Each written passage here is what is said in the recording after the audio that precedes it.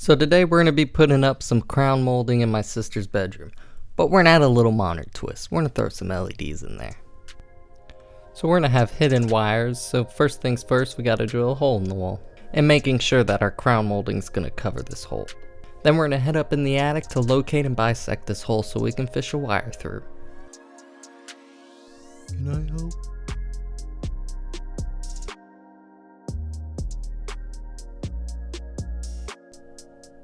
Then we're going to wrap our wire with tape and tape on the leads to our LEDs, and then we're going to fish our wires up into the attic. And back up into the attic, and it really helps if you have another set of hands to help you fish this through. Thanks, Ashley. Now all you need to do is hook up the leads and the power supply, and then test the system.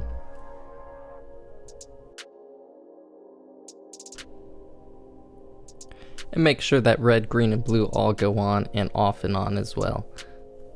And every other color in between should be there.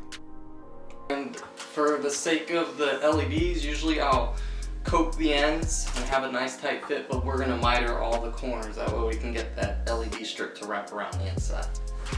So let's get started. On houses, no walls are straight, no walls are perfect 90 degrees.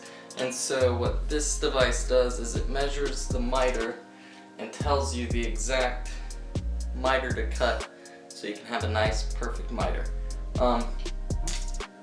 Traditionally you'll use a T-bevel and a protractor to do this, and then you'll have to divide that number by 2, but this little device will tell you exactly what you need every time.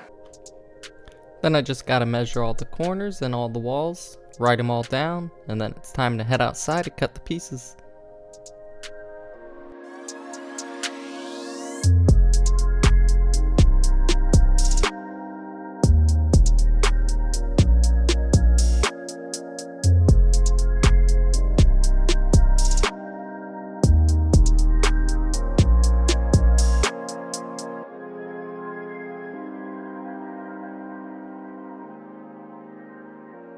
Our spacer, we're going to have 1.5 inches around the entire perimeter, and so we'll just put this in between our crown and our ceiling, butt up the end of the crown to it, and we'll know we'll be consistent around the entire edge.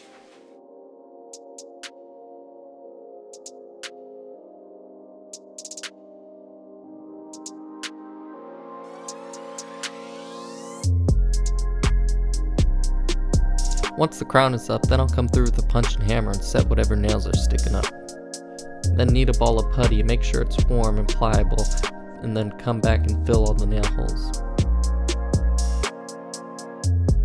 Time to put the LEDs on, and that's made easy with the adhesive backing.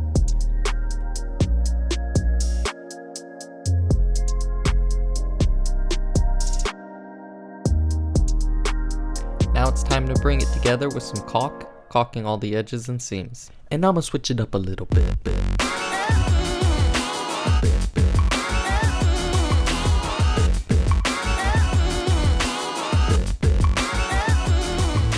Once that's done, the last thing is to just dress it up and paint it.